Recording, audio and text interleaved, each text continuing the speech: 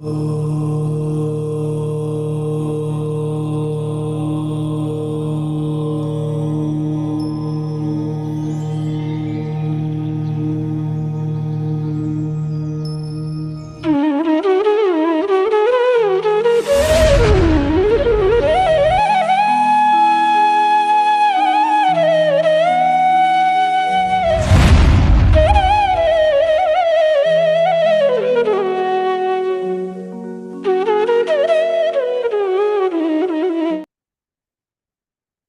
ನಾವು ಸಿದ್ಧಾಂತ ಪ್ರವೇಶ ಭಾಗ 2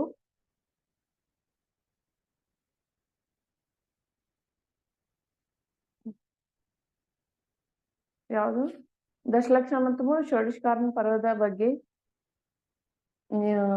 ಪಾಠ ಮುಂದುವರಿಸ್ತಾ ಇದ್ದು. ಆದ್ರೆ ಇವತ್ತು ನಾವು ಮೊನ್ನೆ ಏನ್ ಹೇಳಿದ್ದೆ, 2 ದಿನ ನಂತರ ನಿಮ್ಗೆ ಕ್ವಶನ್ ಆನ್ಸರ್ ಮಾಡೋಣ. 2 ಪಾಠ ತಯಾರು ಮಾಡ್ಲಿಕ್ಕೆ ಹೇಳಿದ್ದೆ. ಹಾಗಾಗಿ ಇವತ್ತು ಕ್ವಶನ್ ಆನ್ಸರ್ ಮಾಡೋಣ. ಮಿಥ್ಯಾತ್ವ ಮತ್ತು ಯಾವತ್ತು 4ನೇ ಪಾಠ ಶ್ರಾವಕರೇ 6 ಅವಶ್ಯಕ ಕ್ರಿಯೆಗಳು. ಇದ್ರ ಬಗ್ಗೆ ಇವತ್ತ ನಾವು ಒಂದ್ ಸ್ವಲ್ಪ ಇದರಲ್ಲಿ ಚರ್ಚೆಯನ್ನು ಮಾಡೋಣ. ಅದಕ್ಕಿಂತ ಮೊದಲು ಮಂಗಳಾಚರಣೆಯನ್ನ ಮಾಡೋಣ. ಮಂಗಳಾಚರಣೆಯಲ್ಲಿ ನಮೋ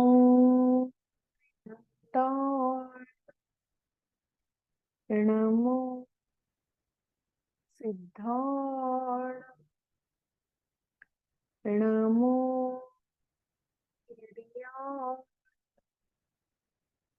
ನಮೋ ವಜ್ರಾಯಾಣಂ ನಮೋ ಲೋಹೇ ಸವ್ವಸಾಹುಣಂ ಏಸೋ ಪಂಚನಮೋ ಯಾರೋ ಸವ್ವ ಪಾವಪ್ಪನಾಸಣೋ ಮಂಗಲಾಣಂ ಚ ಸವ್ವೇಸಿಂ ಪಡಮಂ ಹವೈ ಮಂಗಲಂ ಪಡಮಂ ಹವೈ ಮಂಗಲಂ. जय बल पंच परमेष्टि भगवान की जय. संत शिरोमणि आचार्य भगवान श्री विद्यासागर जी महाराज की जय. विद्या शिरोमणि परम पूज्य नवाचार्य समय सागर जी महाराज की जय. निर्यापक श्रमण मुनि श्री योग सागर जी, नियम सागर जी, सदा सागर जी आदि मुनिराजों की जय. समस्त मुनि संघ की जय. जय जिनेंद्र ಎಲ್ಲರಿಗೂ.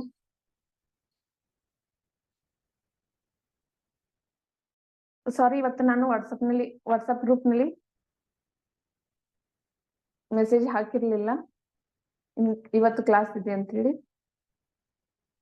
ಆದ್ರೂ ಎಷ್ಟು ಜನ ಇದ್ದೀರಾ, ಇವರಲ್ಲೆಲ್ಲ ನಾವು ಮಿಥ್ಯಾತ್ವದ ರಿವಿಷನ್ ಅನ್ನ ನೋಡೋಣ.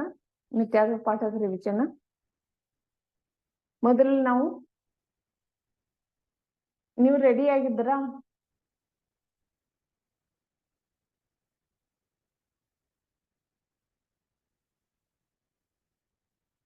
ಕ್ವಶನ್ ಆನ್ಸರ್ ಮಾಡ್ಲಿಕ್ಕೆ ರೆಡಿ ಇದ್ದೀರಾ?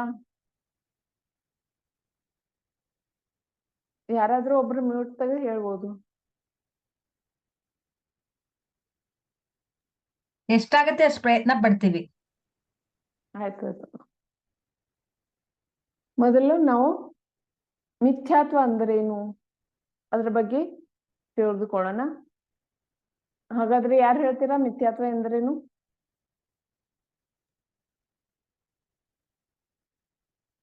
ಯಥಾರ್ಥ ದೇವಶಾಸ್ತ್ರ ಗುರುವನ್ನು ತಿಳಿದೇವೆ ಕುದೇವ ಕುಗುರು ಕುಶಾಸ್ತ್ರವನ್ನು ತಿಳಿಯುವುದು ನಂಬುವುದು.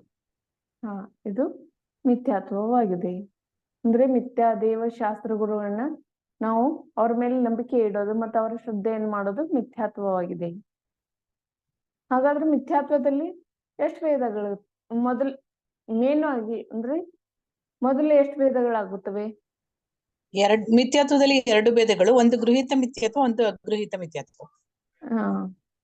ಆಮೇಲೆ ಮುಂದೆ ಮತ್ತೆ 5 ಭೇದಗಳು ಮಾಡ್ತಾರಲ್ಲ, ಆ 5 ಭೇದಗಳನ್ನ ವಿಪರೀತ, ಏಕಾಂತ, ವಿನಯ, ಸಂಶಯ, ಅಜ್ಞಾನ. ಇವು 5 ಭೇದಗಳಾದವು. ಹಾಗಾದ್ರೆ ನಾವು ಮೊದಲು ತಿಳ್ಕೊಳ್ಳೋಣ, ಮಿಥ್ಯಾತ್ವದಲ್ಲಿಯ ಅಗೃಹೀತ ಮಿಥ್ಯಾತ್ವ ಅಂದ್ರೇನು?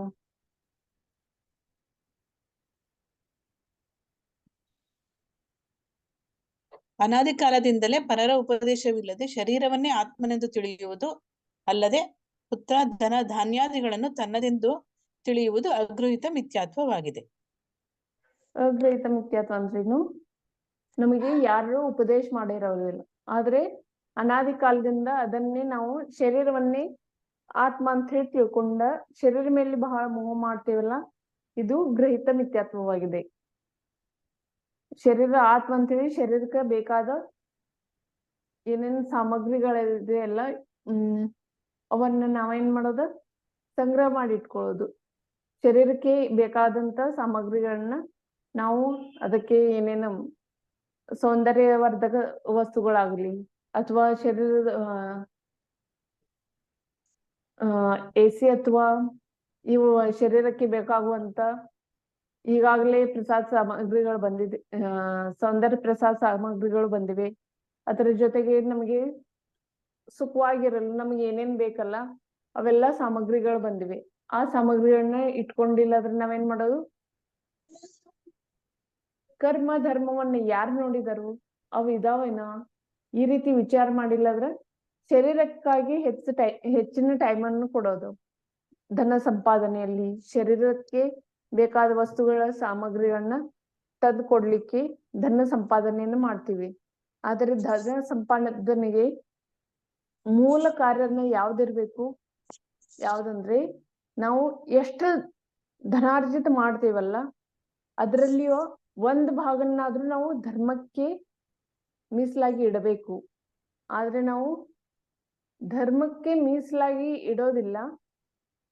ಆ ಹಣಗಳನ್ನ ಕೇವಲ ನಮ್ಮ ಶರೀರಕ್ಕೆ ಅಥವಾ ನಮ್ಮ ಸಂಸಾರ ನಡೆಸಲಿಕ್ಕೆ ಬೇಕಾದ ಸಾಮಗ್ರಿಗಳನ್ನ ತಂದು ನಾವೆಲ್ಲಾದ್ರೂ ಏನ್ ಮಾಡ್ತೀವಿ, ನಮ್ಮ ಸಂಸಾರ ವೃದ್ಧಿಗೆ ನಾವು ಕಾರಣರಾಗ್ತೀವಿ.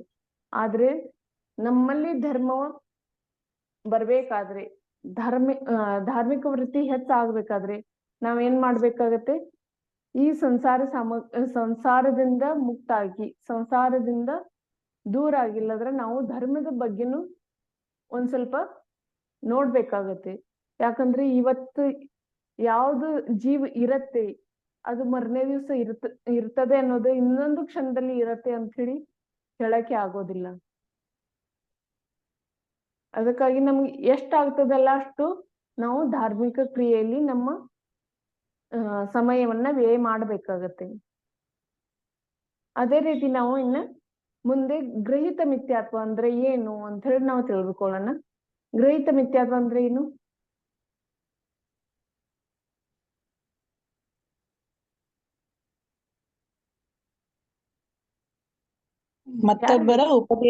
ಮತ್ತೊಬ್ಬರ ಉಪದೇಶಾದಿಗಳಿಂದ ಕುದೇವಾದಿಗಳಲ್ಲಿ ಯಾವ ಶ್ರದ್ಧೆ ಉತ್ಪನ್ನ ಆಗುತ್ತೋ ಅದಕ್ಕೆ ಗೃಹೀತ ಮಿಥ್ಯಾತ್ವ ಎನ್ನುವರು.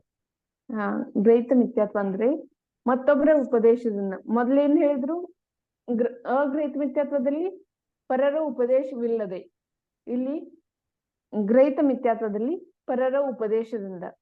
ಇವು ಎರಡು ನೀವು ಶಬ್ದಗಳನ್ನ ನೆನ್ಪಿಟ್ಕೊಂಡ್ರೆ ನಿಮ್ಗೆ ಗ್ರಹಿತ ಮತ್ತು ಅಗ್ರಹಿತದ ವ್ಯತ್ಯಾಸ ತಿಳಿಯುತ್ತೆ. ಇವೆ ಎರಡು ಶಬ್ದಗಳಿವೆ. ಒಂದು ಇದೆ ಪರರ ಉಪದೇಶದಿಂದ, ಇನ್ನೊಂದಿದೆ ಪರರ ಉಪದೇಶವಿಲ್ಲದೆ. ಪರರ ಉಪದೇಶದಿಂದ ಆಗುವಂತ ಶ್ರದ್ಧಾನ ಏನಿದೆ ಅಲ್ಲ, ಕುದೆಯವರ ಮೇಲೆ ಶ್ರದ್ಧಾನ ಮಾಡೋದೇನಿದೆಲ್ಲ, ಇದು ಗ್ರಹಿತ ಮಿಥ್ಯಾತ್ವ.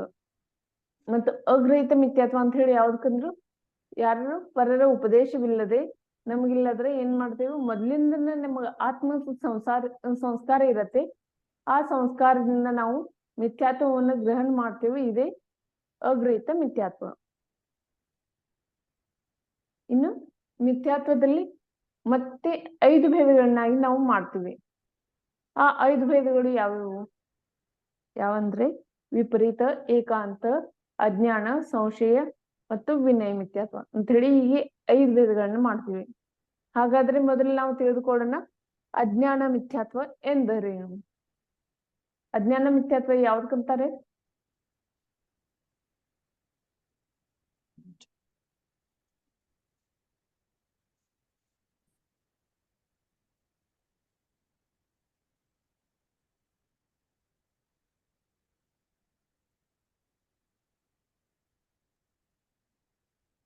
ಯಾರು ಹೇಳ್ತೀರಾ? ಅಲ್ಲ ಯಾರಾದ್ರೂ ಹೇಳ್ತಾರೇನೋ ಬೇರೆಯವರು ಅಂತ ನೋಡ್ತಾ ಇದ್ದೆ. ಅದೇ ನಾನು ಕೇಳ್ತಾ ಇದ್ದೀನಿ, ಯಾರಾದ್ರೂ ಬೇರೆದವ್ರು ಹೇಳಿದ್ರೆ ಚೆನ್ನಾಗಿರುತ್ತೆ.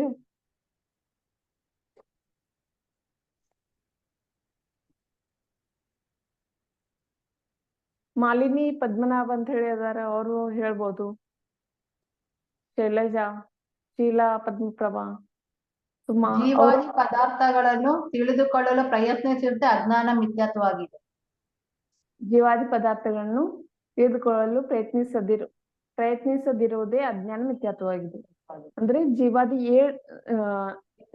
9 ಪದಾರ್ಥಗಳಿವೆಲ್ಲ, ಅಂದ್ರೆ 7 ತತ್ವಗಳು, ಅದರ ಜೊತೆಗೆ ಪಾಪ ಮತ್ತು ಪುಣ್ಯ ಇವೆರಡು ಸೇರಿ 9 ಪದಾರ್ಥಗಳಾಗುತ್ತವೆ. ಈ 9 ಪದಾರ್ಥಗಳನ್ನ ನಾವು ತಿಳಿದುಕೊಳ್ಳೋದಿಲ್ಲ.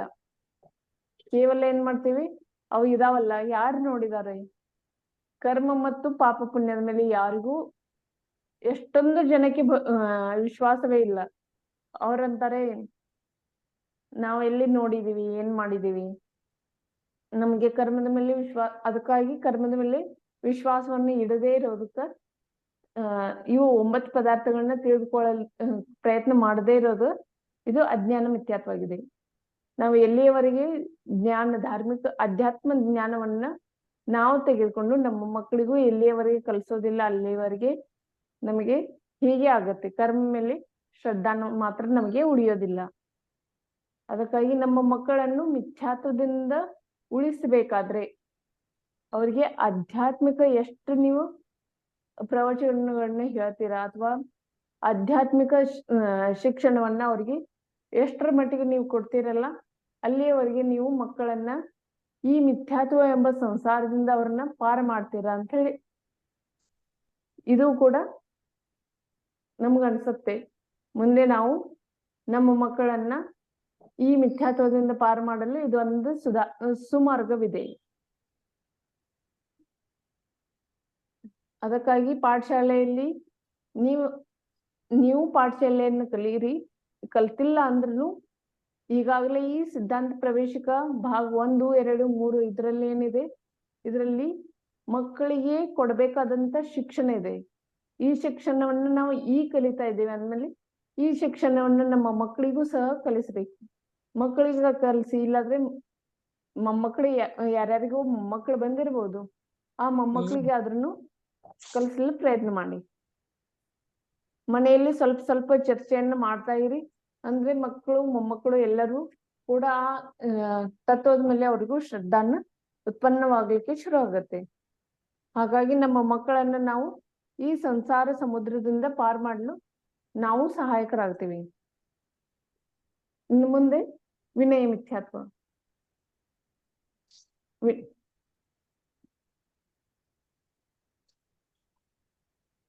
ವಿನಯ ಮಿಥ್ಯಾತ್ವ ಎಂದರೇನು, ಯಾರು ಹೇಳ್ತೀರಾ?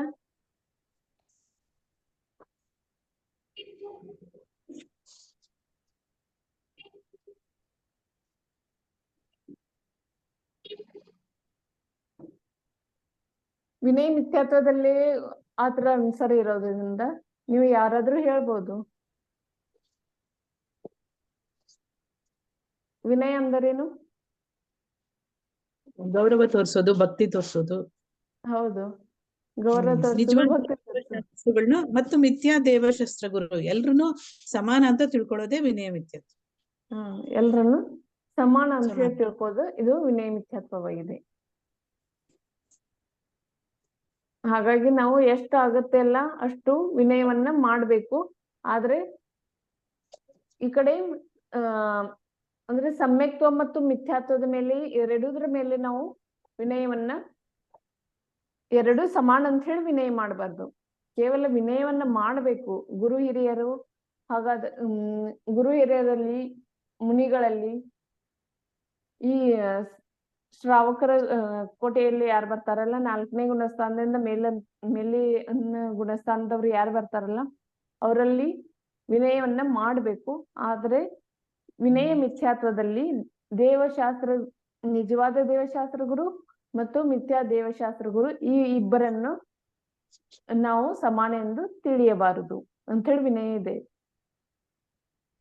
ವಿನಯ ಮಿಥ್ಯಾತ್ವವಾಗಿದೆ. ಹಾಗಾದ್ರೆ ನಾವು ಮುಂದೆ ಏನ್ ಮಾಡೋಣ?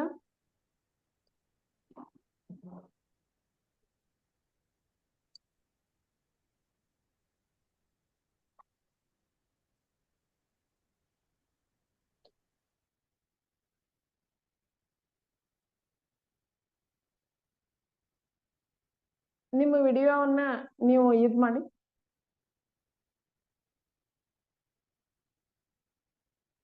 ಸ್ಟಾಪ್ ದ ವಿಡಿಯೋದ ಮೇಲೆ ಕ್ಲಿಕ್ ಮಾಡಿ ಅಂದ್ರೆ ಸ್ಟಾಪ್ ಆಗತ್ತೆ ವಿಡಿಯೋ.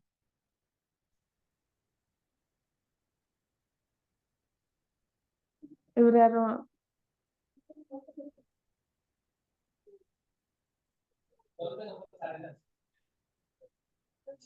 ನಾಗರತ್ನ ನಾಗಾರ್ಜುನ ಇರ.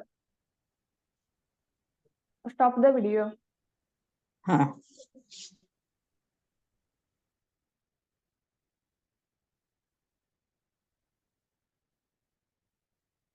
ಆಮೇಲೆ ಮುಂದೆ ಯಾವ್ದೇ ಕೇಳಿಲ್ಲ. ಸಂಶಯ ಮಿಥ್ಯಾತ್ವ. ಸಂಶಯ ಮಿಥ್ಯಾತ್ವ ಅಂದ್ರೇನು?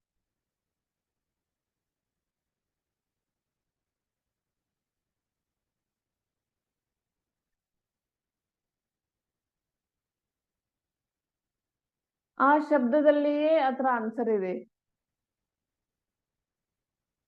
ಆ ಶಬ್ದದಲ್ಲಿಯೇ ಆನ್ಸರ್ವನ್ನ ನೀವು ನೋಡಿಲ್ಲದ್ರೆ ಏನ್ ಮಾಡ್ಬೋದು?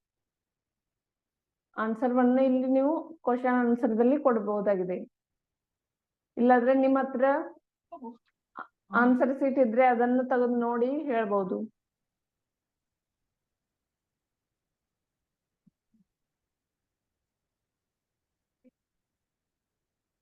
ಯಥಾರ್ಥನು ತಿಳಿಯೋದು, ಮಿಥ್ಯಾತ್ವನು ತಿಳಿಯೋದು, ಎರಡು ತಿಳ್ಕೊಂಬಿಟ್ಟು ಈ ಸರಿನೋ ಅದ್ ಸರಿನೋ ಅಂತ ಅನುಮಾನ ಪಡೋದು, ಸಂಶಯ ಪಡೋದು.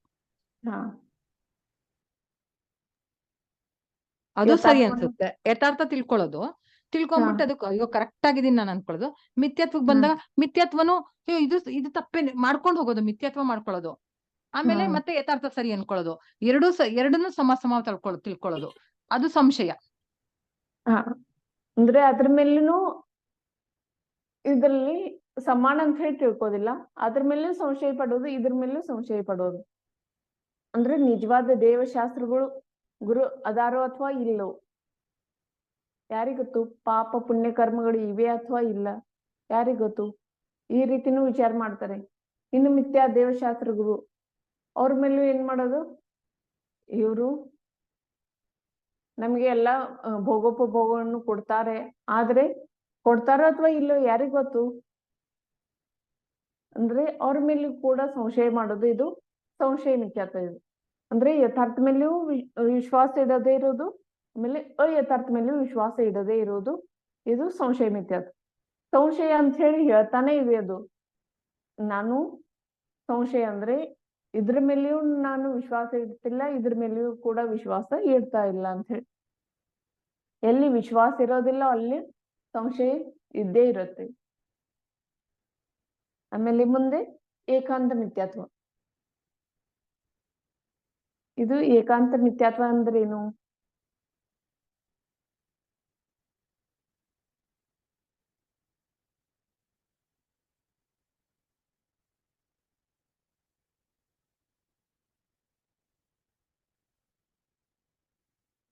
ಅಂದ್ರೆ ಬಹಳ ಗುಣಧರ್ಮ ಇರುತ್ತವೆ. ಅಂದ್ರೆ ನಾವೀಗ ತಿಳ್ಕೊಬಹುದು. ಒಂದು ಕಾಗೆಯನ್ನ ತಿಳ್ಕೊಂಡು ಒಂದೇ ಕಾಗೆ ಇದೆ. ಆ ಕಾಗೆಯಲ್ಲಿ ಏನಾಗತ್ತೆ? ಕಾಗೆ ಕಪ್ಪನು ಇದೆ, ಬಿಳಿನೂ ಇದೆ, ಕೆಂಪನು ಇದೆ, ನೀಲಿನೂ ಇದೆ, ಹಸಿರಿದೆ. ಈ ರೀತಿ ಇಲ್ಲಾದ್ರೆ ನಾವು ಕಾಗೆಯಲ್ಲಿ ಡಿವೈಡ್ ಮಾಡ್ಬೋದು. ಆದ್ರೆ ಕಾಗೆ ಕಾಣೋದು ಕಪ್ಪಗೆ ಕಾಣುತ್ತೆ. ಆಮೇಲೆ ಅದ್ರ ಒಳಗ ಎಲು ಏನಿರ್ತಾವಲ್ಲ ಅವು ಎಲುಗಳು ಬಿಳಿಯದಾಗಿರುತ್ತೆ. ಹಾಗಾಗಿ ಕಾಗೆ ಬಿಳಿನೂ ಹೌದು. ಆಮೇಲೆ ಕಾಗೆ ಒಳಗೆ ರಕ್ತ ಮಾಂಸ ಇವೆಲ್ಲ ಏನಿರುತ್ತೆ? ಕೆಂಪಿರುತ್ತೆ. ಹಾಗಾಗಿ ಕಾಗೆ ಕೆಂಪನು ಹೌದು. ಆಮೇಲೆ ಮುಂದೆ ಅದರ ನರಗಳಿರುತ್ತವೆಲ್ಲ ಅವು ಹಸಿರಾಗಿರುತ್ತವೆ. ಆದ್ರಿಂದ ಇದು ಕಾಗೆ ಹಸಿರು ಹೌದು. ಅಂದ್ರೆ ನಾವು ಅದರಲ್ಲಿ ಕೆಲವೊಂದು ಗುಣಧರ್ಮಗಳಿವೆ. ಕಾಗೆಯಲ್ಲಿ ಕಪ್ಪು ಬಣ್ಣು ಕಾಣುತ್ತೆ, ಬಿಳಿ ಬಣ್ಣು ಕಾಣುತ್ತೆ, ಕೆಂಪು ಕಾಣುತ್ತೆ, ಹಸಿರು ಕಾಣುತ್ತೆ. ಈ ರೀತಿ ಎಲ್ಲ ಅನೇಕ ಬಣ್ಣಗಳು ಕಾಣ್ತವೆ. ಆದ್ರೆ ನಾವೇನ್ ಮಾಡೋದು? ಇಲ್ಲ, ಕಾಗೆ ಕಪ್ಪಾಗಿದೆ ಅಂದ್ರೆ ಕಪ್ಪೇ ಇದೆ ಕಾಗೆ. ಕಪ್ಪಿರೋದೆಲ್ಲ ಕಾಗೆ ಅಲ್ಲ. ಯಾಕೆಂದ್ರೆ ಕಪ್ಪಿಗಿರೋದು ಕುಂಬಾರ ಕಾಗೆನೂ ಇರತ್ತೆ. ಕುಂಬಾರಕಾಗೆ ಕೋಗಿಲೆ. ಕೋಗಿಲೆನೂ ಇರುತ್ತೆ, ಅದು ಕಪ್ಪಗೆ ಇರುತ್ತೆ. ಮತ್ತೆ ನೋಡ್ಬೋದು ಎಮ್ಮೆ, ಇದು ಕೂಡ ಕಪ್ಪಗಿರುತ್ತೆ. ಕರಡಿ ಕೂಡ ಕಪ್ಪಗಿರುತ್ತೆ. ಹಾಗಾಗಿ ಕಪ್ಪಗಿರೋದೆಲ್ಲ ಕಾಗೆ ಅಲ್ಲ. ಕಾಗೆ ಹಾರ್ತದೆ. ಕಾಗೆ ಜೊತೆ ನಾವು ಕೋಗಿಲೆಯನ್ನ ನೋಡ್ಬೋದು. ಕೋಗಿಲೆ ಕೂಡ ಹಾರುತ್ತೆ. ಕಾಗೆ ಬಣ್ಣ ಕಪ್ಪಗಿರೋದ್ರಿಂದ ಕಾಗೆ ಇನ್ನು ಕೇವಲ ಕಪ್ಪಗಿರೋದೆಲ್ಲ ಕಾಗೆ ಅಂತ ಹೇಳಿ ಹೇಳಕ್ ಬರೋದಿಲ್ಲ. ಹಾಗಾಗಿ ಒಂದೇ ಗುಣಧರ್ಮವನ್ನ ತಿಳಿದುಕೊಂಡು ನಾವೇನ್ ಮಾಡ್ತೇವೆ, ಒಂದೇ ಗುಣಧರ್ಮ ಇದೆ ಅದಕ್ಕೆ ಅಂತ ಹೇಳಿ ನಾವು ಏನ್ ತಿಳ್ಕೊತೇವಲ್ಲ, ಇದು ಏಕಾಂತ ಮಿಥ್ಯಾತ್ವವಾಗಿದೆ. ಅಂದ್ರೆ ಜೀವಾದಿ ಪದಾರ್ಥಗಳಲ್ಲಿ ಅನೇಕ ಗುಣಧರ್ಮಗಳು ಉಂಟು. ಅದರಲ್ಲಿ ಯಾವ್ದಾದ್ರು ಒಂದನ್ನ ತೆಗೆದುಕೊಂಡು ಇದು ಕಾಗೆ ಕಪ್ಪಗಾಗಿದೆ ಅಂದ್ಮೇಲೆ ಕಪ್ಪಿರೋದೆಲ್ಲ ಕಾಗೆ ಅಂತ ಹೇಳಿ ತಿಳ್ಕೊತೀವಿ. ಆದ್ರೆ ಕಪ್ಪಗಿರೋದೆಲ್ಲ ಕಾಗೆ ಅಲ್ಲವೇ ಅಲ್ಲ. ಇದು ಏಕಾಂತ ಮಿಥ್ಯಾತ್ವವಾಗಿದೆ. ತಿಳಿತಲ್ಲ?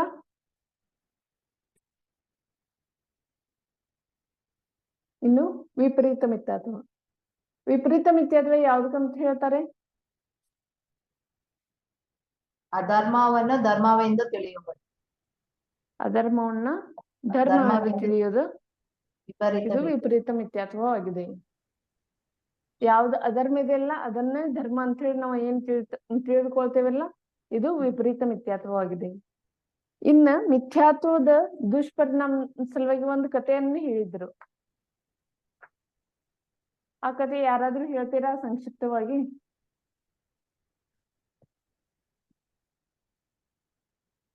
ರಾಜ ಧನದತ್ತನ ಕಥೆಯನ್ನ ಹೇಳಲಾಗಿತ್ತು. ಇದರಲ್ಲಿ ಕೂಡ ಅದು ಇದೆ. ಅದನ್ನ ಸಂಕ್ಷಿಪ್ತವಾಗಿ ಯಾರಾದ್ರೂ ವಿವರಣೆ ಮಾಡಿ ಸಂಕ್ಷಿಪ್ತವಾಗಿ ಹೇಳಬಲ್ಲಿರಾ?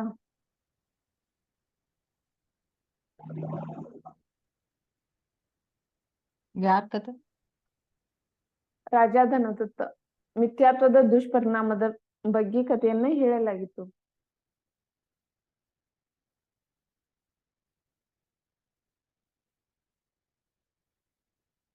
ನಾವು ಮಿಥ್ಯಾತ್ವ ಪಾಠದಲ್ಲಿ ಆ ವಿಷಯವನ್ನ ನೋಡಿದ್ದೇವೆ. ಮತ್ತು ಮಿಥ್ಯಾತ್ವ ಪಾಠದಲ್ಲಿ ಏನಾಗತ್ತೆ, ನಮಗೆ ಆ ಕಥೆ ಕೂಡ ಬರತ್ತೆ.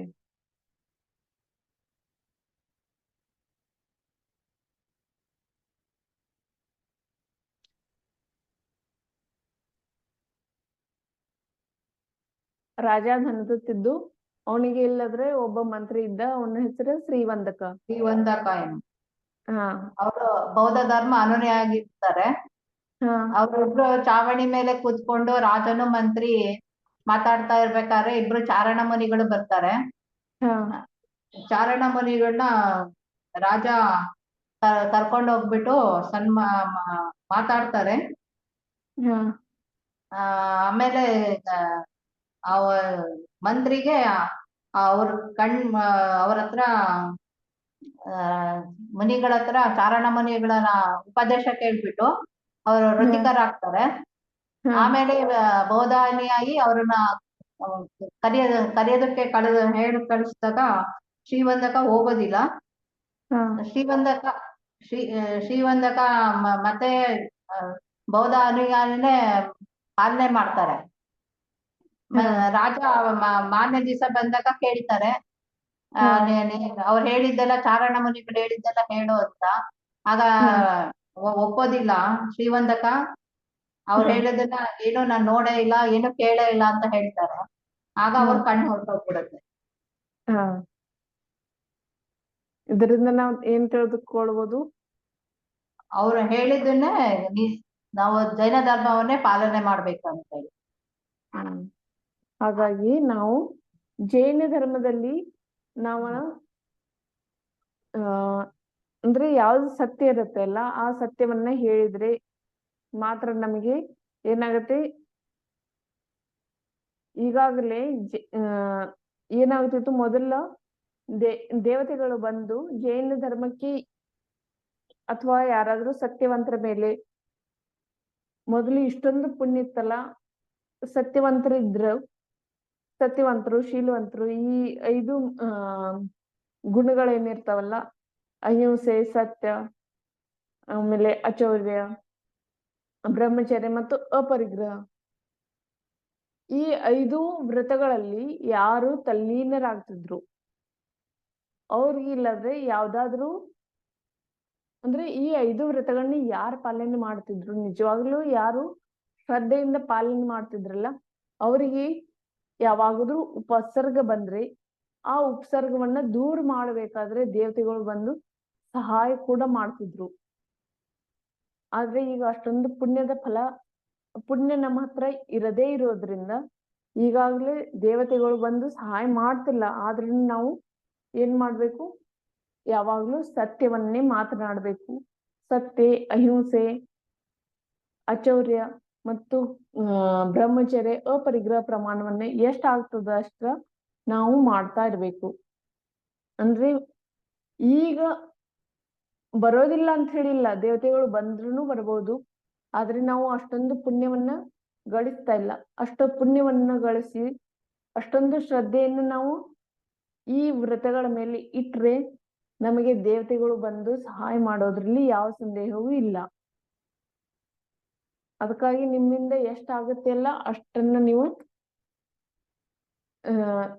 ಈ 5 ವ್ರತಗಳ ಮೇಲೆ ಶ್ರದ್ಧೆಯನ್ನ ಮಾಡ್ತಾ ಹೋಗಿ. ಈ 5 ವ್ರತಗಳಿಗೆ ಕೂಡ ಈ 5 ವ್ರತಗಳಿಂದಲೇ ನಮಗೆ ಮೋಕ್ಷ ಸಿದ್ಧಿ ಆಗತ್ತೆ. ಯಾಕಂದ್ರೆ ನಾವು ಎಲ್ಲಿ ಈ ಜೈನ ಧರ್ಮದಲ್ಲಿ ನಾವು ಎಲ್ಲಿಯೂ ಹೋಗಿ ಧರ್ಮದ ಪರಿಭಾಷೆಯನ್ನು ನೋಡಿದಾಗ ಕೊನೆಗೆ ಬರೋದು ಅಹಿಂಸಾ ಧರ್ಮ, ಅಹಿಂಸಾ ತತ್ವದ ಮೇಲೆ. ಎಲ್ಲಿ ಅಹಿಂಸೆ ಧರ್ಮ ಯಾರಲ್ಲಿ ಇರತ್ತೆ ಅದುವೇ ನಿಜವಾದ ಧರ್ಮ ಅಂತ ಹೇಳಿ ಹೇಳಿರೋದು. ಈ ಅಹಿಂಸಾ ಧರ್ಮದ ಮೇಲೆ ನಮ್ಮ ಜೈನ ಧರ್ಮ ಇದೆ. ಅದಕ್ಕಾಗಿ ಇನ್ನೂ ಅದನ್ನು ಈ ಜೈನ ಧರ್ಮದ ಸಂಖ್ಯೆ ಕಡಿಮೆ ಆಗಿದೆ ವಿನಃ ಜೈನ ಧರ್ಮ ಅಳಿವು ಆಗಿಲ್ಲ. ಅಂದ್ರೆ ಜೈನ ಧರ್ಮ ನಷ್ಟ ಆಗಿಲ್ಲ. ಜೈನ ಧರ್ಮ ನಾವು ಇಲ್ಲಿ ವಿಚಾರ ಮಾಡ್ತಾ ಇದ್ದೀವಿ, ಜೈನರ ಸಂಖ್ಯೆ ಕಮ್ಮಿ ಆಗ್ತಾ ಇದೆ ಅಂತ ಹೇಳಿ. ಆದ್ರೆ ವಿದೇಶದಲ್ಲಿ ನಮ್ಮ ತತ್ವಗಳನ್ನೇ ಅನುಸರಿಸಿ ಈಗ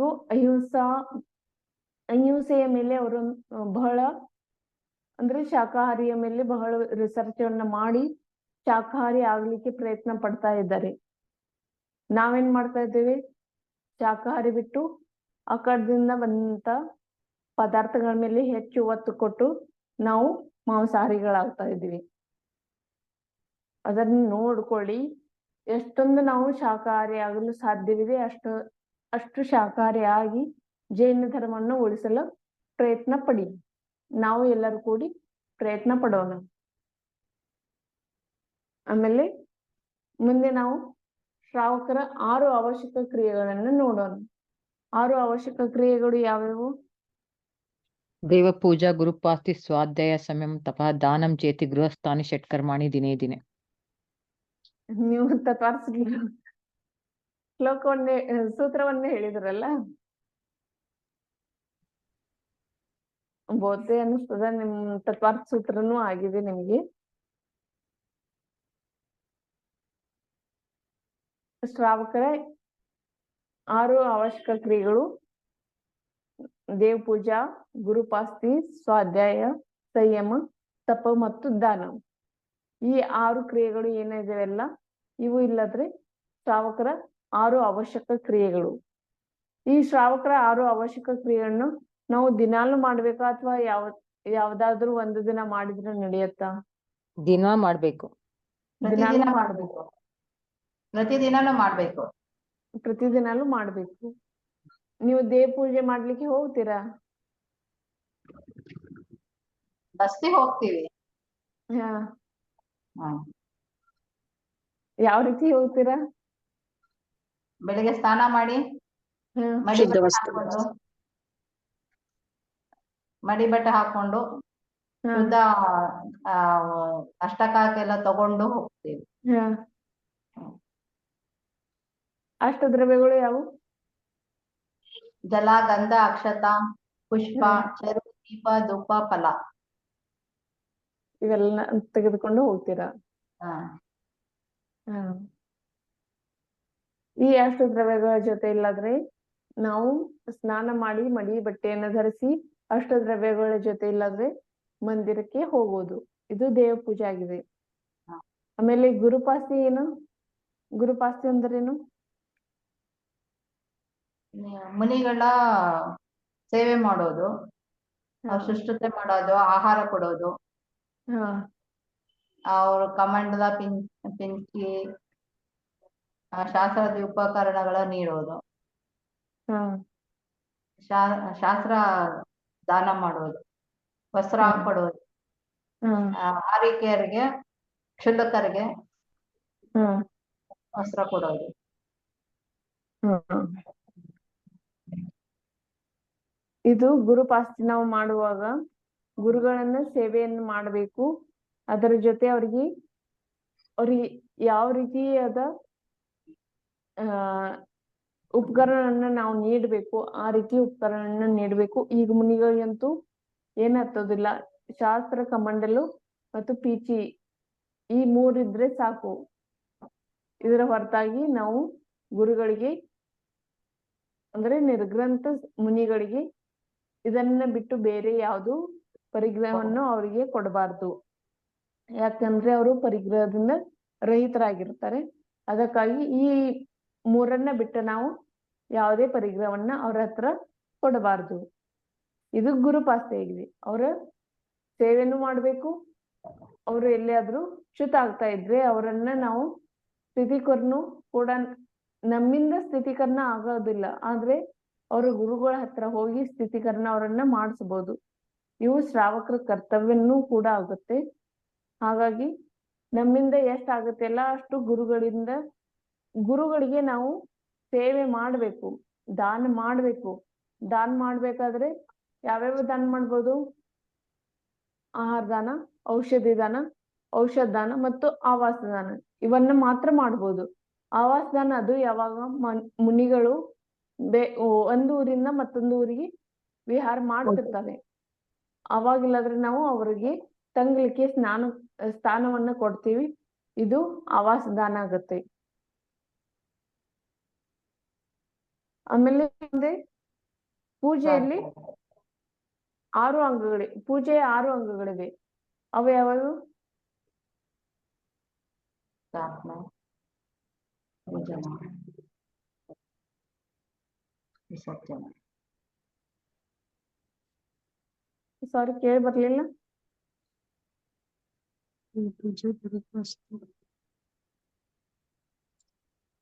ಅಲ್ಲ, ಪೂಜೆಯಲ್ಲಿ 6 ಅಂಗಗಳಿವೆ. ಅವು ಯಾವ್ಯಾವು ಅಂತ ಹೇಳಿ ಕೇಳಿದ್ದೇನೆ. ಅಭಿಷೇಕ, ಆಹ್ವಾನ, ಸ್ಥಾಪನ, ಸನ್ನಿಧೀಕರಣ, ಪೂಜನ, ವಿಸರ್ಜನ. ಇವು ಪೂಜೆಯ 6 ಅಂಗಗಳು. ಮತ್ತಲ್ಲಿ ಹೋದ ನಂತರ ನಾವು ದಿನಾಲು ಮಂದಿರಕ್ಕೆ ಹೋದ ನಂತರ ದರ್ಶನ ಪಾಠ ಅಂತಿದ್ದೀರಾ? ದರ್ಶನ ಪಾಠ ಹೇಳ್ತೀರಾ? ದರ್ಶನಂ ಪಾಪನಾಶನಂ. ಹಾ, ಅದನ್ನೇ ಭಗವಾನ್ರ ಹತ್ರ ಹೋದ ನಂತರ ಹೇಳ್ತೀರಾ? ಹೇಳ್ತೀವಿ, ದಿನಾಲು ಹೇಳ್ತೀರಾ? ದಿನಾಲು ಹೇಳಿದ್ರು ಏನ್ ಮಾಡ್ಬೇಕು ನಾವು? ದಿನಾಲು ಹೇಳುವಾಗ ಒಂದು 15 ದಿನ ಆದ್ರೂ ನಾವು ಅರ್ಥ ಸಹಿತ ದರ್ಶನ ಪಾಠವನ್ನ ಮನೆಯಲ್ಲಿ ಓದಿ ತೆಗಿಬೇಕು. ಯಾಕಂದ್ರೆ ನಮ್ಗೆ ಈಗ ಇಷ್ಟೊಂದು ಜ್ಞಾನ ಇಲ್ಲಕಿ ಒಂದು ಸಲ ಹೇಳಿದ್ರೆ ಸಾಕು, ನಮಗೆ ಪೂರ್ಣ ನೆನಪು ಉಳಿಯುತ್ತೆ ಅಂತ ಹೇಳಿ ಯಾರಿಗೂ ಹೇಳಕ್ ಆಗೋದಿಲ್ಲ. ಹಾಗಾಗಿ ಒಂದು 15 ದಿನ ಅಥವಾ 1 ತಿಂಗಳದವರೆಗೆ ಇಲ್ಲಾದ್ರೆ ದರ್ಶನ ಪಾಠದ ಅರ್ಥವನ್ನ ನಾವು ಮನೆಯಲ್ಲಿ ಓದ್ಕೊಂಡು, ಆಮೇಲೆ ದರ್ಶನ ಪಾಠವನ್ನ ನೀವು ಕೇವಲ ಭಗವಾನ್ರ ಹತ್ರ ಹೋದ ನಂತರ ನೀವು ದರ್ಶನ ಪಾಠವನ್ನ ಅನ್ನಿ, ಆದ್ರೆ ಮನೆಯಲ್ಲಿ ಬಂದ ನಂತರ ನೀವು ದರ್ಶನ ಪಾಠವನ್ನ ಅರ್ಥ ಸಹಿತ ಓದ್ಕೊಳ್ಳಿ. ಯಾಕಂದ್ರೆ ನಿಮ್ಗೆ ಅರ್ಥ ಆಗತ್ತೆ ದರ್ಶನ ಪಾಠದಲ್ಲಿ ಏನು ಹೇಳಿರೋದು. ನಾವು ಭಗವಾನ್ರ ಹತ್ರ ಹೋಗಿ ಕೇವಲ ಸ್ತುತಿಯನ್ನ ಮಾಡಿ ಬಂದ್ರೆ ಸಾಲದು. ಆ ಸ್ತುತಿ ಅರ್ಥವನ್ನ ತಿಳಿದುಕೊಂಡು ನಾವು ಸ್ತುತಿಯನ್ನ ಮಾಡಿದ್ರೆ, ಆವಾಗಿಲ್ಲಾದ್ರೆ ಭಗವಂತರ ಹತ್ರ ಹೋದ ನಂತರ ಅವರ ಸ್ತುತಿಯನ್ನು ಮಾಡ್ತಾ ಇರುವಾಗ ನಮಗೆ ಅರ್ಥ ಆಗತ್ತೆ ಭಗವಂತರು ಯಾವ ರೀತಿ ಇದ್ದಾರೆ, ಅವರ ಸ್ವರೂಪ ಏನು, ಮತ್ತ ಅವ್ರ ಗುಣಗಾನ ಮಾಡೋದ್ರಿಂದ ಏನ್ ಲಾಭ ಆಗತ್ತೆ. ಇದೆಲ್ಲ ಏನಾಗುತ್ತೆ, ಕೇವಲ ಅರ್ಥ ಸಹಿತ ನಾವು ಅದನ್ನ ತಿಳ್ಕೊಂಡಿದ್ರೆ ಮಾತ್ರ ಭಗವಂತರ ಹತ್ರ ಹೋದ ನಂತರ ನಮಗೆ ವಿಶುದ್ಧಿ ಹೆಚ್ಚಾಗಿ ಅಲ್ಲಿ ನಾವು ಭಗವಂತರ ಅಲ್ಲಿ ನಮ್ಗೆ ಹೆಚ್ಚು ಪುಣ್ಯಕರ್ಮ ಬಂದಾಗತ್ತೆ. ಇಲ್ಲಾದ್ರೆ ವಿಶುದ್ಧಿ ಹೆಚ್ಚಾಗೋದಿಲ್ಲ. ವಿಶುದ್ಧಿ ಹೆಚ್ಚಾಗದಿದ್ರೆ ಏನಾಗುತ್ತೆ, ಬಿಡಿ ಇದನ್ನ ವಿಶುದ್ಧಿ ಹೆಚ್ಚಾಗೋದಿಲ್ಲ. ವಿವಿ ಹೇಳ್ತಾರೆ ಹಂಗೆ ವಿಶುದ್ಧಿ ಅಂತೂ ಈಗ ವಿಶುದ್ಧಿ ಹೆಚ್ಚು ಆಗೋದಂತೂ ಯಾರಿಗೂ ಸಂಭವ ಇಲ್ಲ ಅಂತ ಹೇಳಿ ತಿಳಿಬೇಡಿ. ನೀವು ಯಾವಾಗಿಲ್ಲಾದ್ರೆ ಆ ಸ್ತುತಿಯ ಅರ್ಥವನ್ನ ಮನವರಿಕೆ ಮಾಡ್ಕೊಳ್ತೀರ, ಆವಾಗ ನೀವು ಅಂತ ಇದ್ರೆ ತೀರ್ಥಂಕರ ಮುಂದೆ ಕೂತು ಆ ಸ್ತುತಿಯನ್ನ ಅಂತ ಇದ್ರೆ ಅವಾಗಿಲ್ಲಾದ್ರೆ ತನ್ನಿಂದ ತಾನೇ ಏನಾಗತ್ತೆ, ಆ ಸ್ತುತಿಯ ಅರ್ಥ ತಿಳಿಯೋದ್ರಿಂದ ಭಗವಂತ ಅದೇ ರೀತಿ ಇಲ್ಲಾದ್ರೆ ನಮ್ಗೆ ಕಾಣ್ತಾರೆ. ವೀತರಾಗ ಮುಖಂ ದೃಷ್ಟ ಪದ್ಮರಾಗ ಸಮಪ್ರಭಂ ಹಿಂಗ್ ಹೇಳಿದ ನಂತರ ಅವರು ವೀತರಾಗತೆ ನಮ್ಮಲ್ಲಿ ಎದ್ದು ಕಾಣುತ್ತೆ. ಯಾಕೆ ಅದ್ರ ಅರ್ಥ ಏನಿದೆ ಅಂದ್ರೆ ಅವರು ರಾಗದ್ವೇಷದಿಂದ ರಹಿತರಾಗಿದ್ದಾರೆ, ವೀತರಾಗಿ ಆಗಿದ್ದಾರೆ ಅಂದ್ಮೇಲೆ ವೀತರಾಗದ ಯಾವ ಕಲ್ಪನೆಯನ್ನ ಮಾಡ್ಕೋತೀವಿ ಆ ಕಲ್ಪನೆ ಭಗವಂತರ ಹತ್ರ ಕಾಣುತ್ತೆ. ಹಾಗಾಗಿ ನಾವು ಇಲ್ಲಾದ್ರೆ ಏನ್ ಮಾಡ್ಬೇಕು, ಪೂರ್ಣ ಅರ್ಥವನ್ನ ಎಷ್ಟಾಗತ್ತೆ ಅಷ್ಟು ಮನೆಯಲ್ಲಿ ಅದನ್ನ ಕಂಠಪಾಠ ಮಾಡಿ ಅಥವಾ ಮನನ ಮಾಡ್ಕೊಳ್ಳಿ. ಮನನ ಮಾಡ್ಕೊಂಡ ನಂತರ ಏನಾಗುತ್ತೆ, ಭಗವಂತರ ಹತ್ರ ಹೋದ ನಂತರ ನೀವು ದಿನಾಲು ಅಂತ ಇದ್ರೆ ಅವಾಗಿಲ್ಲಾದ್ರೆ ಭಗವಂತರಿಗೆ ನಮ್ಗ ಅನ್ಸುತ್ತೆ ಭಗವಂತರ ಸ್ವರೂಪ ಹೀಗಿದೆಯಲ್ಲ, ಭಗವಂತರು ಹೀಗಿದಾರಲ್ಲ ಅಂತ ಹೇಳಿ ಅವ್ರ ಮುಖದ ಮೇಲೆ ನಿಮ್ಗೆ ಗೊತ್ತಾಗದೆ, ಅವ್ರ ಮುಖದ ಮೇಲೆ ಇಲ್ಲಾದ್ರೆ ಸ್ಮೈಲ್ ರೀತಿ ಇಲ್ಲಾದ್ರೆ ಅದು ಮೂರ್ತಿ ಹೇಗೆ ಇರ್ಲಿ ಆದ್ರೆ ನಮ್ಗೆ ಹೇಗೆ ಕಾಣುತ್ತೆ, ಭಗವಾನ್ರೀಗ ಸ್ಮೈಲ್ ಮಾಡ್ತಾ ಇದ್ದಾರೆ, ನಮ್ಮನ್ನ ನೋಡಿ ಭಗವಾನ್ರು ಮುಗುಳ್ ನಗ್ತಾ ಇದ್ದಾರೆ ಅಥವಾ ಸ್ಮೈಲ್ ಮಾಡ್ತಾ ಇದ್ದಾರೆ ಅಂತ ಹೇಳಿ ನಮಗೆ ಒಂದು ಮನವರಿಕೆ ಉತ್ಪನ್ನ ಆಗುತ್ತೆ. ಹಾಗಾಗಿ ಯಾವಾಗ್ಲೂ ನಾವು ಭಗವಾನ್ರ ಹತ್ರ ಹೋದ ನಂತರ ಭಗವಾನ್ರಂದು ಮತ್ತು ನಮ್ದು ಇಬ್ರು ಮಂದಿ ಮಾತುಕತೆ ಶುರು ಆಗ್ತಾ ಇದೆ ಏನೋ ಈ ರೀತಿ ಇರ್ಬೇಕು ಭಗವಾನ್ರ ಹತ್ರ ಹೋದ ನಂತರ. ಅಂದ್ರೆ ನಮ್ದು ಅಷ್ಟೊಂದು ಪುಣ್ಯ ಇದೆ, ಭಗವಾನ್ರ ನಮ್ಮ ಜೊತೆ ಮಾತಾಡ್ತಾ ಇದ್ದಾರೆ ಅಂತ ಹೇಳಿ ಈ ರೀತಿ ಭಾವನೆ ಉತ್ಪನ್ನ ಆಗ್ಬೇಕು ನಿಮಗೆ. ಅಷ್ಟೊಂದು ಗದ್ಗದ ಭಾವನೆಯನ್ನ ನೀವು ತಾಳಿ ಭಗವಾನ್ರ ದರ್ಶನ ಮಾಡೋದ್ರಿಂದ ಏನಾಗತ್ತೆ, ನಿಮ್ಮ ಪುಣ್ಯಕರ್ಮ ಹೆಚ್ಚಾಗತ್ತೆ, ನಿಮಗೆ ಜಲ್ದಿ ಮೋಕ್ಷ ದೊರೆಯೋದ್ರಲ್ಲಿ ಯಾವುದೇ ಸಂದೇಹವಿಲ್ಲ. ಹಾಗಾಗಿ ನೀವು ಭಗವಾನ್ರ ಹತ್ರ ಹೋದ ನಂತರ ಅಷ್ಟೊಂದು ಇಲ್ಲಾದ್ರೆ ನೀವು ಮನಪೂರ್ವಕವಾಗಿ ಭಗವಾನ್ರ ಶ್ರದ್ಧೆಯನ್ನ ಮಾಡಬೇಕು. ಅಷ್ಟೇ ಅದನ್ನ ತಿಳಿದುಕೊಂಡು ಭಗವಾನ್ರ ಸ್ವರೂಪವನ್ನ ತಿಳಿದುಕೊಂಡು ಭಗವಾನ್ರ ಹತ್ರ ನಾವು ಹೋಗಿಲ್ಲಾದ್ರೆ ಅವ್ರ ಯಾವ ರೀತಿ ಗುಣಗಾನ ಇದೆ ಆ ರೀತಿ ಗುಣಗಾನ ಮಾಡಿ ಸ್ತುತಿ ಮಾಡಿ. ಯಾಕಂದ್ರೆ ಗುಣಗಾನ ಮಾಡ್ಬೇಕಾದ್ರೆ ನಮ್ಮ ಹತ್ರ ಅಷ್ಟೊಂದು ಶಬ್ದಗಳಿಲ್ಲ. ಆದ್ರೆ ಆಚಾರ್ಯ ಪರಮೇಶ್ವರಿಗಳು ಏನಿದಾರಲ್ಲ ಅವರು ಭಗವಂತರ ಗುಣಗಾನವನ್ನ ಮಾಡಿಲ್ಲಾದ್ರೆ ಅವರು ಶಬ್ದಗಳನ್ನ ಆರಿಸಿ ಆ ಸ್ತುತಿಯಲ್ಲಿ ಹಾಕಿದ್ದಾರೆ. ಅದನ್ನೇ ನಾವು ಅರ್ಥ ಮಾಡ್ಕೊಂಡು ಕೇವಲ ಭಗವಂತರ ಹತ್ರ ನಾವು ಆ ರೀತಿ ಆ ಸ್ತುತಿಯಲ್ಲಿರುವ ಶಬ್ದಗಳನ್ನು ನೋಡಿ ಭಗವಾನ್ರು ಈ ರೀತಿ ಇದಾರಲ್ಲ ಅಂತ ಹೇಳಿ ನಾವು ತಿಳಿದುಕೊಂಡ್ರೆ ಸಾಕು. ಅವಾಗಿಲ್ಲಾದ್ರೆ ಭಗವಾನ್ರದ ನಮ್ದು ಯಾವ ರೀತಿ ಸಂಪ್ರೇಷಣೆ ಆಗತ್ತೆ ನೋಡ್ಬೇಕು. ನೀವು ಭಗವಾನ್ರ ಹತ್ರ ಹೋಗಿ ಅಲ್ಲಿ ಮೊದಲು ಅವರ ಸ್ವರೂಪವನ್ನ ತಿಳಿದುಕೊಂಡು ನೀವು ಹೋದ್ರೆ ಅಂದ್ರೆ ಈಗ ಸಾಕ್ಷಾತ್ ಭಗವಾನ್ರು ನಮ್ ಮುಂದೆ ಕೂತಿದ್ದಾರೆ ಈ ರೀತಿ ಅನ್ಸುತ್ತೆ. ಒಮ್ಮೆ ಪ್ರಯತ್ನ ಮಾಡಿ ನೋಡಿ. ಇನ್ನು ಮುಂದೆ ಹೋಗೋಣ. ಸ್ವಾಧ್ಯಾಯ ಅಂದ್ರೆ ಏನು? ಸ್ವಾಧ್ಯಾಯ ಯಾವ್ದಕ್ಕೆ ಹೇಳ್ತಾರೆ? ತನ್ನ ಆತ್ಮನ ಅಧ್ಯಾಯಕ್ಕೆ. ಸ್ವ ಅಂದ್ರೆ ತನ್ನ ಆತ್ಮನ ಅಧ್ಯಾಯನ ಅಭ್ಯಸಿಸೋದು, ಆತ್ಮನ ಬಗ್ಗೆ ಅಭ್ಯಾಸ ಮಾಡೋದು. ಆತ್ಮನ ಬಗ್ಗೆ ಅಭ್ಯಾಸ ಮಾಡೋದು ಸ್ವಾಧ್ಯಾಯವಾಗಿದೆ. ಇಲ್ಲಾದ್ರೆ ಹೀಗೂ ಒಂದು ಇದಿದೆ. ಮತ್ತೊಂದು ನಾವು ಅರ್ಥವನ್ನು ನೋಡ್ಬೋದು. ಯಾರು ಗಂಧರಾದಿ ಗಂಧರದ ಪರಮೇಷ್ಠಿ ಅದು ಇದಾರಲ್ಲ, ಅವರಿಂದ ಆಚಾರ್ಯ ಪರಮೇಷ್ಠಿಗೆ ಬಂದು ಆಚಾರ್ಯ ಪರಮೇಷ್ಠಿಯಿಂದ ಅದು ಲಿಪಿಬದ್ಧವಾಗಿ ನಮ್ಮ ಹತ್ರ ಬಂದಿದೆ. ಅದನ್ನ ನಾವು ಇಲ್ಲಾದ್ರೆ ಏನ್ ಮಾಡ್ತೀವಿ, ಬರೆಯಲ್ಪಟ್ಟ ಗ್ರಂಥಗಳನ್ನು ಓದುವುದು ಮತ್ತು ಕೇಳುವುದು ಅಥವಾ ಮತ್ತೊಬ್ಬರಿಗೆ ತಿಳಿಸಿ ಹೇಳುವುದು, ಇದೇನ್ ಮಾಡ್ತೀವಲ್ಲ ಇದು ಸ್ವಾಧ್ಯಾಯವಾಗಿದೆ. ಅಂದ್ರೆ ನಮ್ಮ ಆತ್ಮ ಹೇಗಿದೆ ಅಂದ್ರೆ ಪ್ರತಿಯೊಂದು ಜೀವಿಯ ಆತ್ಮ ಯಾವ ರೀತಿ ಇದೆ, ಅದು ಇಲ್ಲಾದ್ರೆ ಯಾವ ರೀತಿ ಕೆಲಸ ಮಾಡುತ್ತೆ, ಕರ್ಮಗಳು ಎಷ್ಟಿವೆ, ಅದ್ರ ಬಗ್ಗೆ ಎಲ್ಲ ನಾವು ಅಧ್ಯಯನ ಮಾಡುವುದು ಇದು ಸ್ವಾಧ್ಯಾಯವಾಗಿದೆ. ಆಮೇಲೆ ಮುಂದೆ ಸಂಯಮ. ಸಂಯಮ ಅಂದರೇನು? ಮನಸ್ಸನ್ನು ಹತೋಟಿಯಲ್ಲಿ ಇಟ್ಕೊಳ್ಳೋದು. ಮನಸ್ಸನ್ನ ಮತ್ತು ಇಂದ್ರಿಯಗಳನ್ನ ಹತೋಟಿನಲ್ಲಿ ಇಟ್ಕೊಳ್ಳೋದು ಸಂಯಮವಾಗಿದೆ. ಮತ್ತೆ ಸಮಯದಲ್ಲಿ 2 ಪ್ರಕಾರ ಇದೆ. 2 ಪ್ರಕಾರ: ಪ್ರಾಣಿ ಸಂಯಮ, ಇಂದ್ರಿಯ ಸಂಯಮ.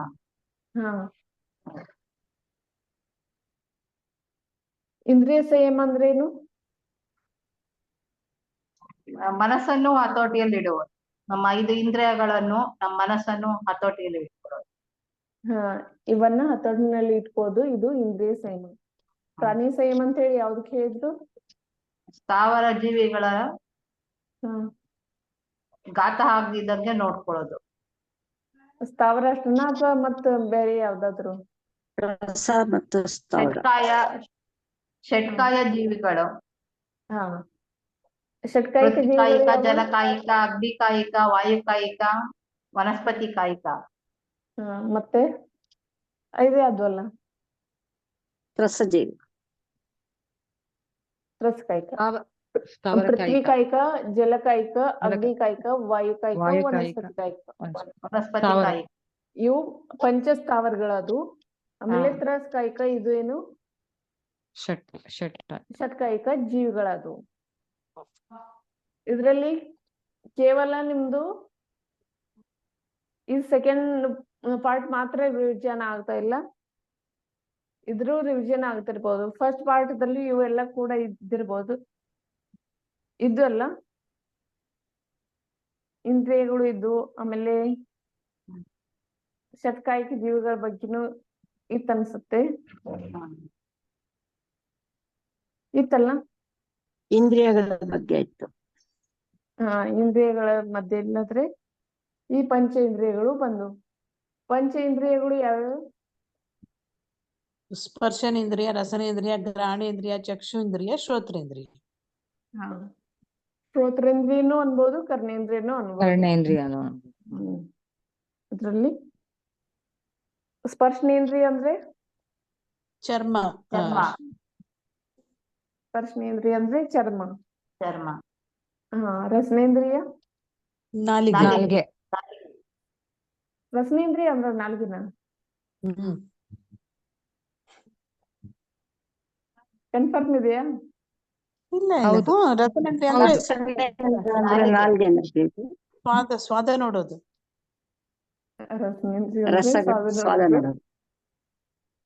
ಸರಿಯಾಗಿದೆ. ಆಮೇಲೆ ಕರ್ಣೇಂದ್ರಿಯ? ಘ್ರಾಣೇಂದ್ರಿಯ ಕಿವಿ. ಕರ್ಣೇಂದ್ರಿಯ ಅಂದ್ರೆ ಕಿವಿ, ಅದಕ್ಕೂ ಶ್ರೋತ್ರೇಂದ್ರಿಯನ್ನು ಅಂತಾರೆ. ಆಮೇಲೆ ಯಾವ್ದು? ಚಕ್ಷುಂದ್ರಿಯ? ಕಣ್ಣು. ಆಮೇಲೆ ಯಾವ್ದು ಉಳಿತು? ಘ್ರಾಣೇಂದ್ರಿಯ? ಮೂಗು. ಈ ರೀತಿ ಇಲ್ಲದ್ರೆ 5 ಇಂದ್ರಿಯಗಳು ಕೂಡ ಇವೆ ಇದ್ರಲ್ಲಿ. ಆ 5 ಇಂದ್ರಿಯಗಳನ್ನು ಮತ್ತು ಮನಸ್ಸನ್ನ ನಾವು ವಶದಲ್ಲಿ ಇಟ್ಕೊಂಡು ಇಲ್ಲದ್ರೆ ಆಯ್ತಾ?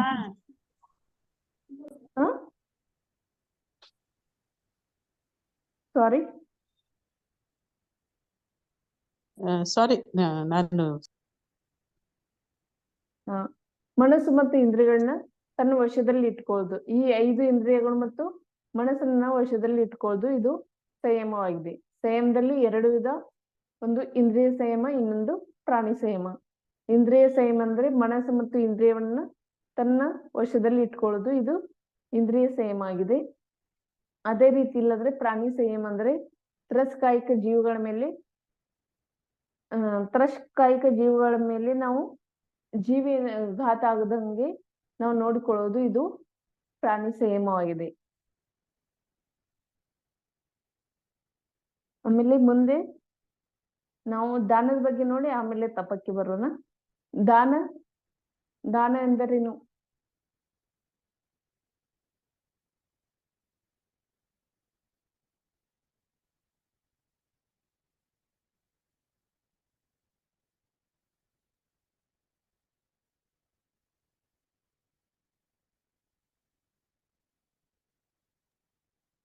ಮುನಿ, ಆರ್ಯಿಕ, ಶ್ರಾವಕ, ಶ್ರಾವಕಿಯರಿಗೆ ತನ್ನ ಹಾಗೂ ಪರರ ಕಲ್ಯಾಣಕ್ಕಾಗಿ 4 ಪ್ರಕಾರದ ದಾನಗಳನ್ನು ಕೊಡುವುದು ದಾನವಾಗಿದೆ.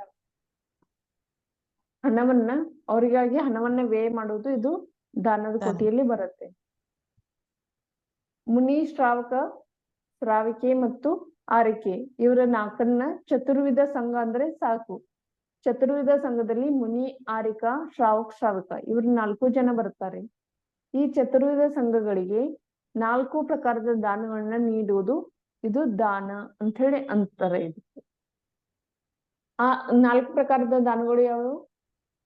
ಈಗಾಗಲೇ ನಾನು ಹೇಳಿರೋದು. ಆಹಾರ, ಆಹಾರದಾನ, ಜ್ಞಾನದಾನ, ಶಾಸ್ತ್ರದಾನ. ಅಭಯದಾನ. ಆಹಾರ ದಾನ, ಜ್ಞಾನದಾನ, ಔಷಧಿ ದಾನ, ಅಭಯದಾನ. ಈ 4 ಪ್ರಕಾರದ ದಾನಗಳನ್ನ ನಾವು ಮಾಡ್ತಾ ಇರ್ಬೇಕು.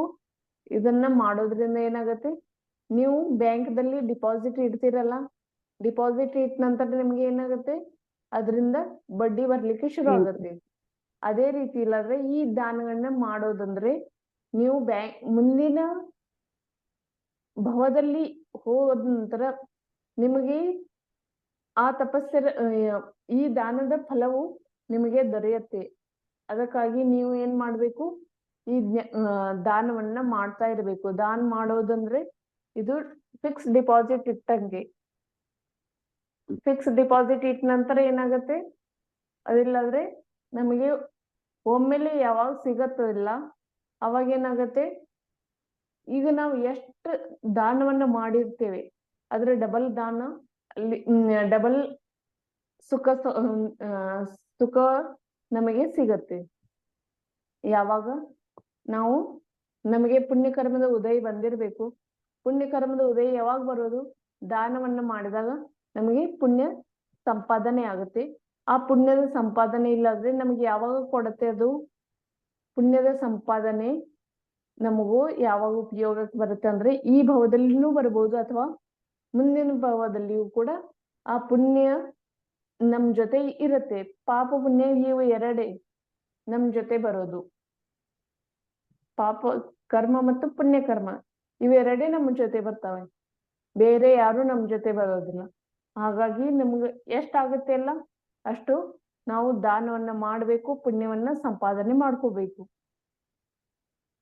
ಕೊನೆಗೆ ಹೇಳ್ತಾರೆ, ಯಾವಾಗ ನಾವು ಪುಣ್ಯವನ್ನು ಕೂಡ ತ್ಯಜಿಸ್ತೇವೆ, ಪಾಪ ಮೊದಲು ತ್ಯಜಿಸ್ಬೇಕು, ನಂತರ ಪುಣ್ಯ ಕರ್ಮವನ್ನು ನಾವು ತ್ಯಜಿಸಿದಾಗ ನಮಗೆ ಮೋಕ್ಷ ಪ್ರಾಪ್ತಿ ಆಗತ್ತೆ.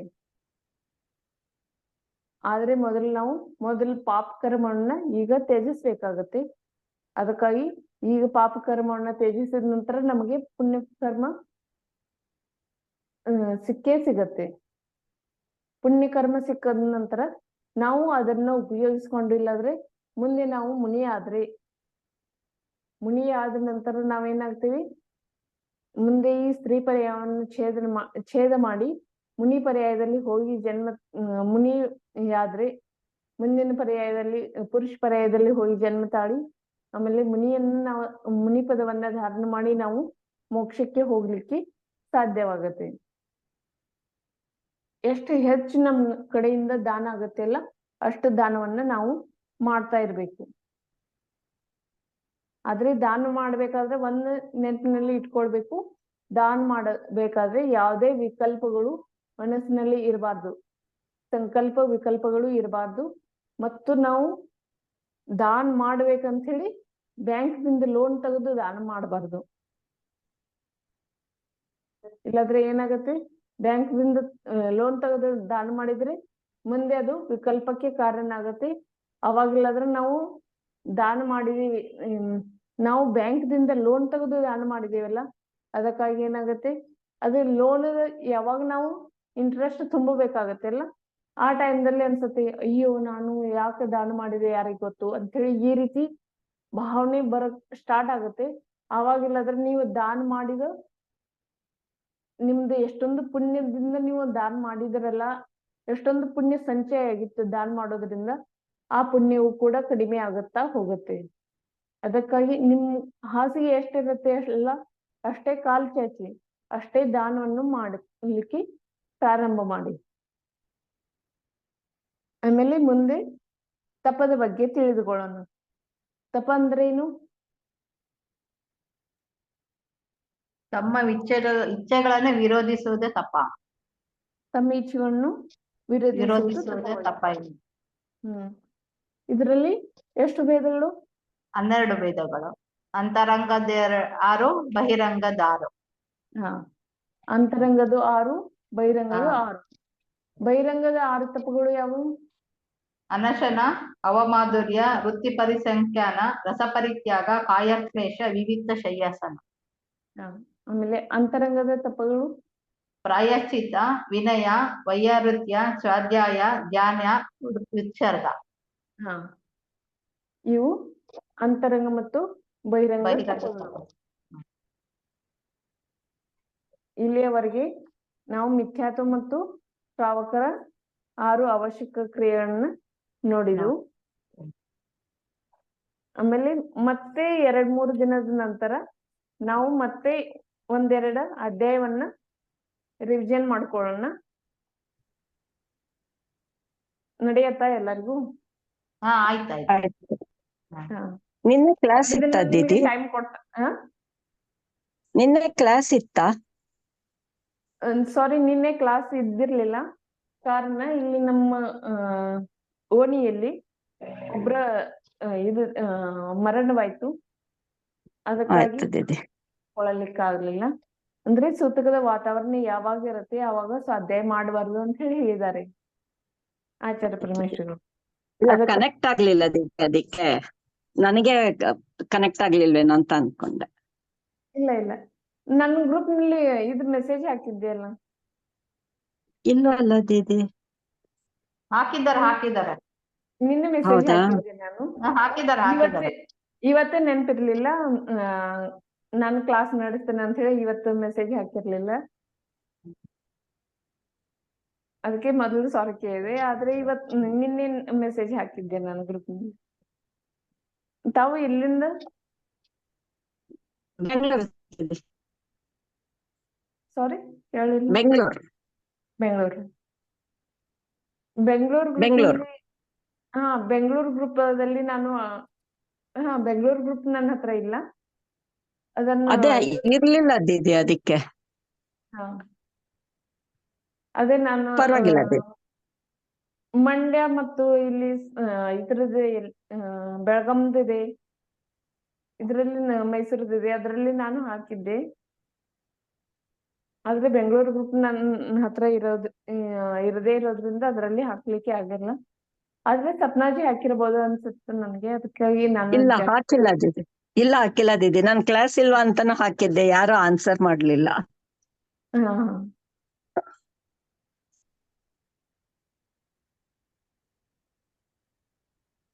ನಾನು ಹೇಳ್ತಾ ಇರೋದು ಅರ್ಥ ಆಗ್ತಾ ಇದಿಲ್ಲ ಎಲ್ಲರಿಗೂ? ಅರ್ಥ ಆಗ್ತಾ ಇದೆ ದೀದಿ. ಇವತ್ತು ಜಿನ್ವಾಣಿ ಸ್ಥಿತಿ ಯಾರು ಹೇಳ್ತೀರಾ? ದಿದಿ ನಾ ಹೇಳ? ಹೇಳಿ. ಕರುಣಾಮಯಿ ಹೇಳ್ತೀನಿ ದಿದಿ. ನಡೆಯುತ್ತೆ. ಯಾವ್ದು ಹೇಳ್ತೀನಿ ನೋಡಿ. ಕರುಣಾಮಯಿ ಕನಿಕರಿಸಿ ಭವಬಂಧನ ಪರಿಹರಿಸು, ಜಿನವಾಣಿಯ ಮುರೆಯಂತೆ ಪದ ತಲದಲ್ಲಿ ನೆಲೆಯಿಂಡು, ಕರುಣಾಮಯಿ ಕನಿಕರಿಸಿ ಅಜ್ಞಾನದ ತಿಮಿರದಲ್ಲಿ ಗುರಿ ಕಾಣದೆ ತಿರುಗುತ್ತಿಹೆ, ಜೊತೆ ಬರುವವರನ್ನು ಕಾಣೆ, ಏಕಾಂಗಿಯಾಗಿಹೆನ, ಧೃತಿ ನೀಡುತ್ತ ಕೈ ಹಿಡಿದು ಅಡಿ ಇಡಿಸಲು ಬೇಡುತ್ತಿಹೆ, ಜಿನವಾಣಿಯ ಮೊರೆಯಂತೆ ಪದ ತಲದಲ್ಲಿ ನೆಲೆಗಿಂಡು,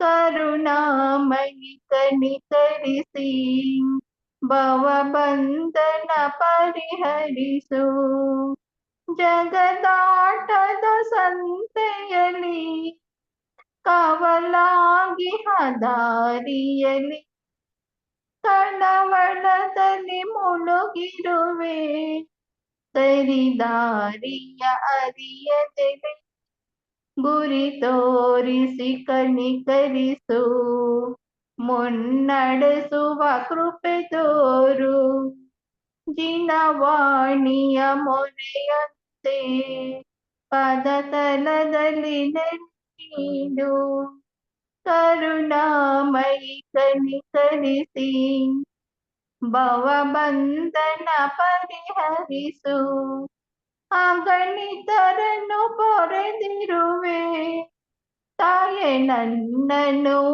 ಉದ್ಧರಿಸು, ಸುಳಿಸಿಲುಕಿಹ ದೋಣಿಯನ್ನು ದಡ ಕಾಣಿಸಿ ಸಂತೈಸು, ಗತಿ ಕಾಣದೆ ಪರಿತಪಿಸಿ ನೊಂದಿಹೆ ನಾನೇ ವಿವರಿಸು, ಜಿನವಾಣಿಯ ಮೊರೆಯೊಂದೆ ಪದ ತಲದಲ್ಲಿ ನೆಲೆಗಿಡು, ಕರುಣಾಮಯಿ ಕನಿಕರಿಸಿ ಭವಬಂಧನ ಪರಿಹರಿಸು, ಭವಬಂಧನ ಪರಿಹರಿಸು.